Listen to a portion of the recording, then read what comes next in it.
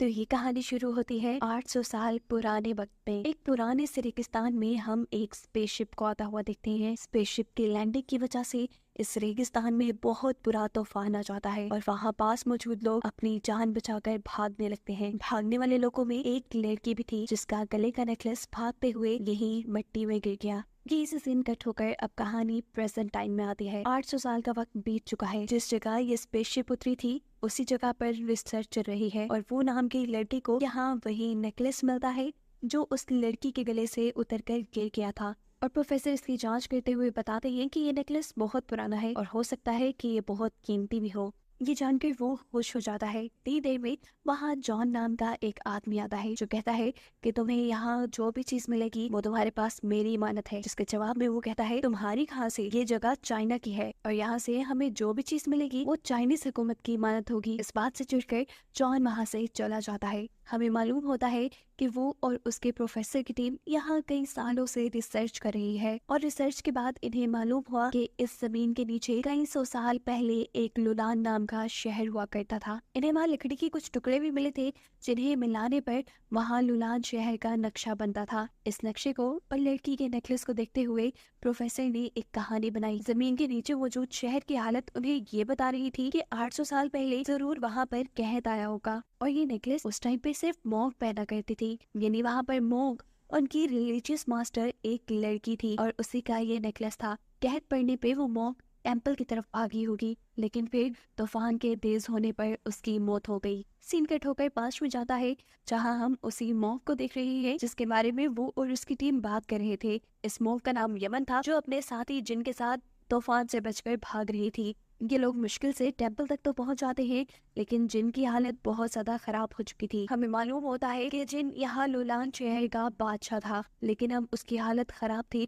वो अपनी जिंदगी की आखिरी सांसें गिर रहा था और इस दौरान वो यमन से कहता है कि मेरे भाई से बचकर रहना, वो एक अच्छा इंसान नहीं। ये कहते ही जिन मारा जाता है और दुख में जिन टेम्पल के अंदर चले जाते हैं। वो अब गॉड से प्रे करने लगी थी कि प्लीज गॉड इस शहर को फेमिन यानी कहत लगने से बचा ले। जैसे जैसे वो प्रे करती जा रही थी यहाँ टेम्पल में मौजूद दिए जलते जा रहे थे और अचानक टेम्पल के अंदर लगे हुए एक शीशे में से तेज रोशनी निकलती है ऐसे जैसे वो सूरज हो और फिर एकदम से वो शीशा जमीन पे गिरकर टूट जाता है। यमन को लगता है कि गॉड इस शीशे के जरिए उसे कुछ कहना चाहते हैं। जबकि सीन यहाँ से कट होकर प्रेजेंट में आ जाता है। प्रेजेंट में हम वो को देखते हैं। वो और उसकी प्रोफेसर की टीम अब लुलान शहर से मिले हुए सारी पुरानी चीजों को इकट्ठा करके वापस यूनिवर्सिटी की तरफ जा रहे थे। इस बात से अनजान कि उनके पीछे कोई लगा हुआ है। या दो लोग छुपकर उनकी ट्रेन में बैठे हुए थे जो असल में उनके दुश्मन जॉन के साथ ही थे। जॉन दरअसल लुलान शहर से मिली हुई सारी चीजें अपने पास रखना चाहता था क्योंकि लुलान शहर आज से 800 साल पहले ही खत्म हो चुका है और अगर आज के जमाने में कोई इसकी खोज करता है तो गवर्नमेंट की तरफ से उसे बहुत बड़ा इनाम दिया जाएगा। लुलान शहर के सारे सबूत, सारी चीजों को खुद हासिल करके जॉन गवर्नमेंट से मिलने वाला इनाम खुद पाना चाहता था।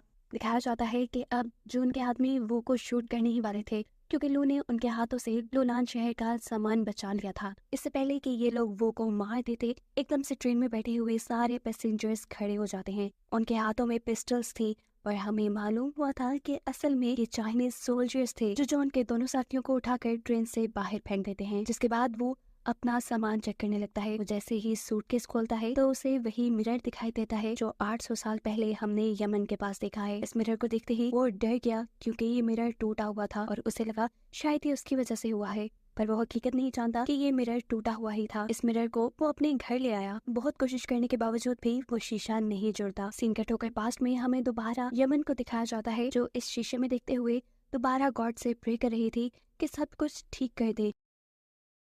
उसके प्रे करते ही हम देखते हैं कि शीशे के अंदर अजीब सा जादू होने लगा और वो शीशा खुद ब खुद जुड़ने लगा। प्रेजेंट टाइम में उसी तरीके से वो का शीशा भी जुड़ने लगा था और इस शीशे के अंदर से अब रोशनी भी निकल रही थी। एकदम से वो को किसी लड़की की आवाज आती है। वो इधर उधर देखता है, वहां तो कोई लड़की नहीं थी, इसीलिए वो डर गया। एकदम से उसकी नजर जब शीशे के ऊपर गई तो उसने वहां पे यमन को देखा। इस मिरर के जरिए यमन वो को देख पा रही थी और वो यमन को। यानी साफ मतलब था कि इस मिरर ने दो टाइमलाइंस को जोड़ दिया था। यमन को लगता है कि वो एक गॉड है, इसीलिए वो उससे प्रे करने लग जाते हैं। यहाँ वो जो ये बात नहीं समझ पा रहा था कि यमन कौन है और इस मिरर के अंदर कैसे आ पाई। वो इन सवालों का जवाब जानने के लिए यमन के बैकग्राउंड में गौर से देखने लग जाता है। तो तब उसे यमन के बैकग्राउंड में कुछ तस्वीरें नजर आती हैं। ये तस्वीरें उसने लुलान शहर के नक्शे पे भी देखी थी और अब वो बिना वक्त ज़ाया किए ये बात समझ चुका था कि इस शीशे ने 2 टाइमलाइंस जोड़ दी है और वो 800 साल पीछे लोलान शहर में देख पा रहा है। वो यमन को बताता है कि वो कोई गॉड नहीं है बल्कि एक आम इंसान है जो फ्यूचर से उससे बात कर रहा है। वो यमन से रिक्वेस्ट करता है, क्या तुम अपने इर्द गिर्द की चीजें मुझे दिखा सकती हो। यमन उसके कहने पे ऐसा करने लगते हैं, जिसके बाद वो बहुत सारे यमन से सवाल करता है लुलान शहर के बारे में और यमन उसके सारे सवालों के जवाब देने लग जाते हैं। लुलान शहर की जिन चीजों के बारे में ये लोग जानना चाह रहे थे, यमन के जरिए वो सारी बातें पता चल चुकी थी। ये सब जानकर वो बहुत ज्यादा खुश था।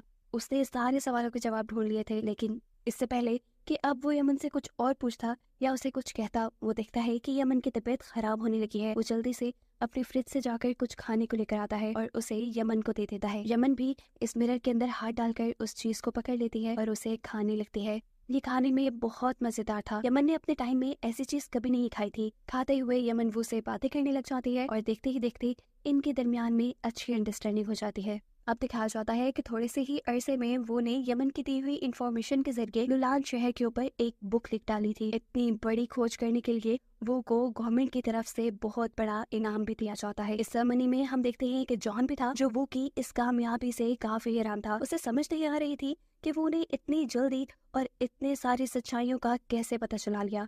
वो समझ आता है कि इसके पीछे कोई तो राज है। फिर हम देखते हैं कि वो अब अपने घर जाता है और उस मिरर के जरिए दोबारा यमन से कांटेक्ट करता है। आज यमन काफी उदास लग रही थी। वो पूछता है, क्या हुआ तुम्हें, जिसके जवाब में यमन बताती है कि यहाँ बहुत बड़ी तबाही आ गई है। हमारा राजा बहुत ज्यादा बुरा है। पहले यहाँ का राजा जिन हुआ करता था, वो बहुत रहमदिल था, लेकिन फिर उसके भाई ने उसके साथ गद्दारी की और ये हुकूमत खुद संभाल ली, जिसके बाद से ये शहर तबाही की तरफ जाता जा रहा है। यमन वो को अब उस स्पेसशिप के बारे में भी बताती है जिसे कहानी के स्टार्ट में हमने पास्ट में लैंड होते देखा था। यमन उसे बताती है कि एक उड़ने वाली चीज के जरिए गॉड हमारे यहाँ आए हैं, जिसे वो बुरा बादशाह मारना चाह रहा है। वो ये बात समझ जाता है कि यमन एलियंस के बारे में बात कर रही है। जरूर वो स्पेसशिप में यहाँ आए होंगे और उस राजा ने एलियंस को मार दिया होगा। जिस टाइम ये दोनों बातें कर रहे थे, हम देखते हैं कि वो की साथ ही दरवाजे के बाहर थे उनकी सारी बातें सुन लेते हैं। इससे पहले कि वो भी अंदर आती, पीछे से उसे जॉन के लोग किडनैप कर लेते हैं और अब इसी लड़की के जरिए जॉन को वो का राज पता चल जाता है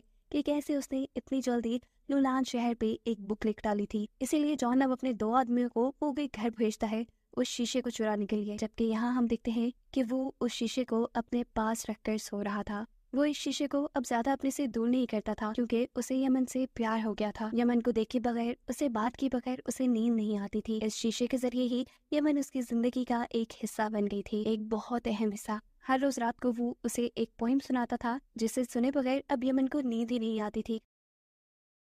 यमन के सोने के बाद भी वो यमन को देखता रहता था, यहाँ तक कि अब तो उसके ख्वाबों में भी यमन ही आने लगी थी। यहाँ दिखाया जाता है कि चुपके से जॉन के 2 आदमी वो के घर घुस गए, लेकिन किस्मत से वो को उनके आने का पता चल गया और वो अपना शीशा उठाते हुए अपने कमरे की पीछे वाली खिड़की से वहां से भाग गया। वो एक साइड पे छुपकर यमन को शीशे के जरिए अपनी सारी कंडीशन बताने की कोशिश करता है कि कैसे उसके पीछे एक जॉन नाम का आदमी पड़ा है जो इस शीशे को लेना चाहता है। इससे पहले कि वो और भी कुछ बता पाता, वो के कंधे पर जॉन हाथ रख देता है और उसके हाथ से शीशा ले लेता है। वो को जॉन के लोग पकड़ लेते हैं, जबकि दूसरी तरफ हमें दिखाया जाता है कि यमन के इस टेंपल के अंदर भी लुलान के बुरे बादशाह के सिपाहियों ने आकर यमन को भी पकड़ लिया था और इन दोनों के दूर होने की वजह से इस मिरर का पोर्टल बंद हो चुका था। यमन को अब राजा के सामने लेकर जाया जाता है और राजा उससे इस मिरर की सच्चाई पूछते हैं, जिसपे यमन तो कुछ नहीं बोलती, लेकिन उसका सिपाही बोलता है कि ये एक जादुई शीशा है, इसके जरिए हम जन्नत में भी जा सकते हैं, लेकिन इस शीशे को सिर्फ यमन ही खोल सकती है क्योंकि वो एक मोंक है। राजा अब यमन को उठाकर गॉड के मकबरे के पास ले जाते हैं। ये असल में गॉड का मकबरा नहीं था,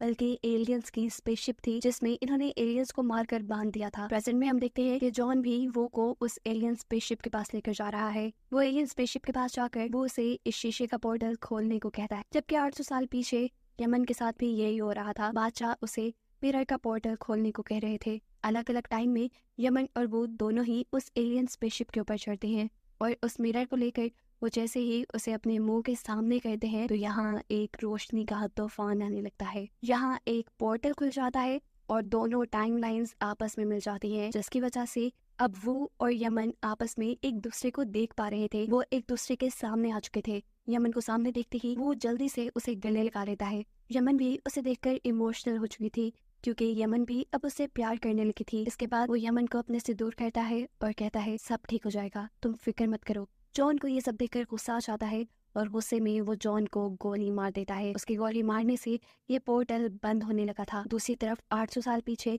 यमन को भी बादशाह के सोल्जर्स ने पकड़ लिया। यहाँ वो जिसे कंधे में गोली लगी थी उसके साथ ही उसकी जान बचाने के लिए उसे रेस्क्यू कर लेती है और इस बंद होते पोर्टल से बादशाह और उसके कई सोल्जर इस फ्यूचर की दुनिया में आ जाते हैं। दिखाया जाता है कि यमन 800 साल पीछे ही रह गई थी और बादशाह के इधर आते ही पोर्टल बंद हो चुका था। ये बुरा राजा जॉन से पूछता है क्या यही जन्नत है? जॉन कहता है हाँ यही जन्नत है और मैं तुम्हारा खुदा हूँ। ये सुनकर उस बुरे राजा को गुस्सा आ जाता है क्योंकि खुदा तो वो खुद बनना चाहता था। इसी गुस्से में वो अपने सोल्जर के हाथ से उसका वेपन उठाकर जॉन के एक आदमी को मार देता है। इस तरह जॉन और राजा के दरमियान में एक जंग छिड़ जाती है। राजा के सोल्जर्स के पास पुराने जमाने के वेपन्स थे जबकि जॉन के लोगों के पास आम सी पिस्टल्स थी। इससे पहले कि इनके दरमियान हुई जंग कोई और शक्ल लेती, एकदम से इस जगह दोबारा रेत का तूफान आ जाता है और ये सारे के सारे इस तूफान के अंदर धंस जाते हैं। लकीली वो और उसकी साथी जो पहले ही यहाँ से भाग गए थे वो इस तूफान से बच गए थे। सीन कट होकर हमें कई साल बाद का सीन दिखाया जाता है। वो अब बूढ़ा हो चुका है। वो दोबारा इस जगह आया है क्योंकि अभी भी यहाँ पर रिसर्च जारी है। यहाँ पर अब कोई और टीम रिसर्च कर रही थी और इन्हें यहाँ पे और भी पुरानी चीजें मिली थी। उन्हीं में से एक चीज को वो उठा कर देखता है, उसमें एंशिएंट यानी पुरानी लैंग्वेज में कुछ लिखा हुआ था। यमन के साथ बातें कर करके उसे पुरानी लैंग्वेज तो आ गई थी, इसीलिए वो बहुत ही आसानी से ये लैंग्वेज पढ़ पा रहा था। इस पत्थर पे वही पोएम लिखी थी जो वो पुराने जमाने में यमन को सुनाया करता था। ये यमन का लिखा हुआ था। ये यमन का था जिसे देखते हुए उसकी आंखों में आंसू आ जाते हैं और इसी टुकड़े को देखते हुए वो कोई इस बात का भी अंदाजा हो गया था कि उस दिन पोर्टल बंद होते हुए यमन मरी नहीं थी, वो जिंदा रह गई थी और उसने अपनी बाकी पूरी जिंदगी वो को याद करते हुए गुजार दी। वो भी यमन को याद करते हुए मुस्कुराता है और ये कहानी यहीं खत्म हो जाती है।